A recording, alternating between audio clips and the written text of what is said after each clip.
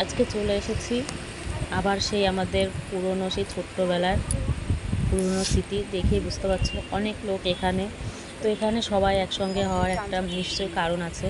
তো দেখে বুঝতে পারছো একদম নিস্তব্ধতা সব জায়গায়। আর এখানে এখন যে কটা লোক দেখছো এখন বাজে এই 6:30 মতো। তো আমি এসেছিলাম 6:45 দিকে, তখনও এইসব লাইট ফাইট জ্বালানো ছিল না।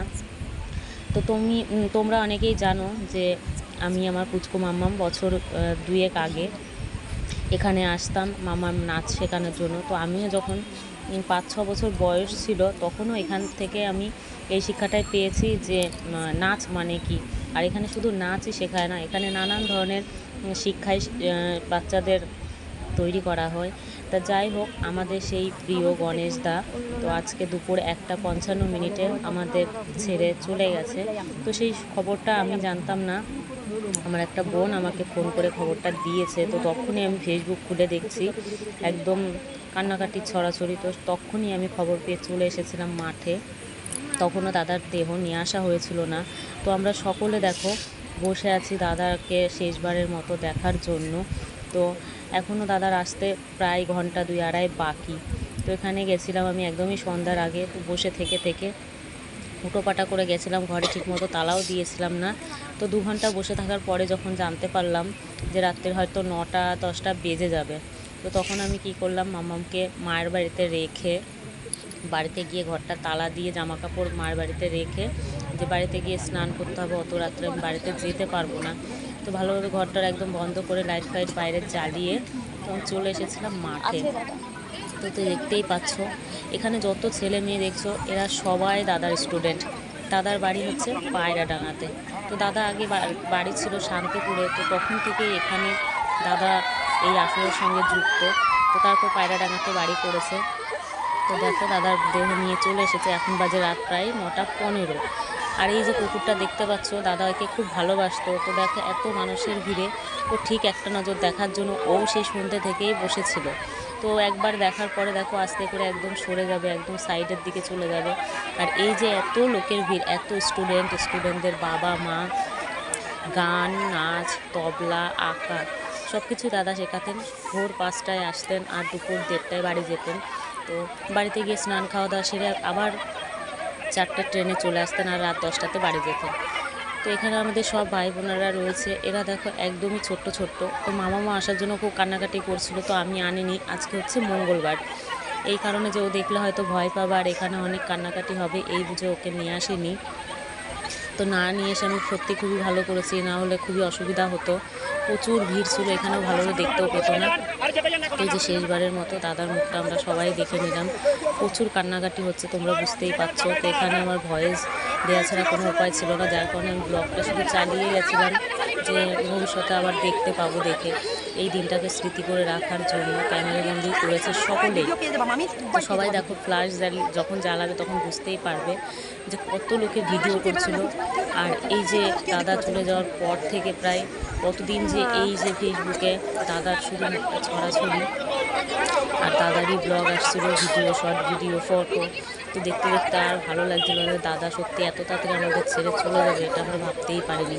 তো এটা হচ্ছে কবিরপুর RPFC ক্লাবের পেছনে যে মাঠটুকু আছে সেই মাঠে বেশ কত বছর তার আগের বছরে তোমরা দেখেছো 7 দিনের একটা ক্যাম্প হয়েছিল। তো দাদাই সহযোগিতা করে নিয়ে এসেছিল। তো আমাদের এখানে 7 দিনের ক্যাম্পও হয়েছিল। আর হয়তো এত বড় অনুষ্ঠান হবে না, জানি না হবে কিনা, মাঠটাও বা কে দায়িত্ব নিয়ে চালাবে জানি না। তো যাই হোক, এই যে বসে আছে পায়ের কাছে, এটা হচ্ছে দাদার ছেলে। তো আর বিশেষ কিছু বলবো না। চলো দেখো এখানে যে পরিস্থিতি, সবাই ফ্ল্যাশ জ্বালিয়েছে, খুবই দুঃখ লাগছিল,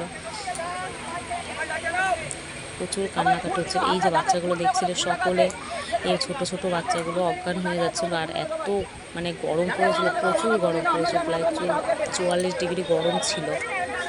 আমি ভিডিওটা এডিটিং করতে প্রচুর লেট হয়ে গেছে, মনটা সত্যি খুব খারাপ ছিল দেখে এডিটিং করতে পারিনি। আজকে 4-5 দিন পর আমি এডিটিং করছি, তাড়াতাড়ি করে এডিটিং করলে হয়তো তোমাদেরকে দেখাতে পারতাম, একটু লেট হয়ে গেছে। দেখো সকলে ফ্ল্যাশ জ্বালিয়েছে ফোনের। সত্যি দাদা, তোমাকে ছেড়ে আমাদের সত্যি আসরটা চালানো খুবই অসুবিধা হয়ে যাবে, এখন আর আমাদের সময় হয় না যাওয়ার। বারবার তুমি বলতে দেখা হলে রাস্তায় যে মাম্পি আসরে এসো মেয়েটাকে নিয়ে, কিন্তু আমি আর সচরাচর এখন যেতে পারি না, কারণ আমার বাড়িটা অনেকটাই দূরত্ব আর রাস্তাঘাটটা তেমন একটা ভালো না, যার কারণে যেয়ে ওঠা হয় না। আগে খুব কষ্টের মাধ্যমে যেতাম, কিন্তু একটা জোর ছিল যে দাদা বারবার বলতো দাদা আমাদের পাশে আছে, কিন্তু এখন তো আর কেউ নেই, কেউ আর বলবেও না। 3-4 দিন আগেও তোমার সঙ্গে আমার স্টেশনে দেখা হয়েছিল, কিন্তু দূর থেকে দেখেছি, কথা বলার সময় হয়নি, ট্রেন ঢুকে গেছিলো, আর হয়তো দেখা হবে না কোনোদিনও।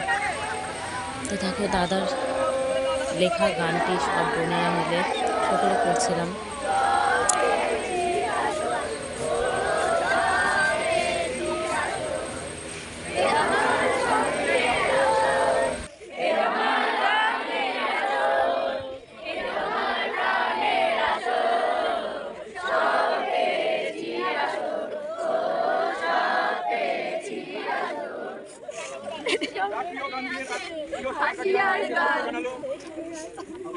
এখন যারা শ্রদ্ধার্ঘ দেবেন এই পাশে ঢুকবেন, এই পাশে বেরিয়ে যাবেন। আমাদের ছাত্র সংঘের পক্ষে এবং কেন্দ্রীয় প্রশিক্ষক উপাদান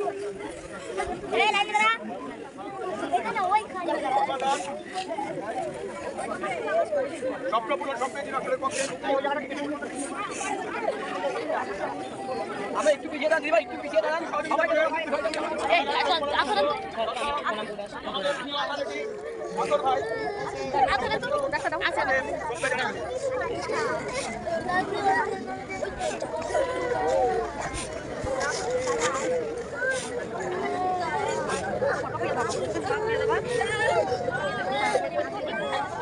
এবার কেন্দ্রীয় প্রশিক্ষক কেন্দ্রীয় সচিব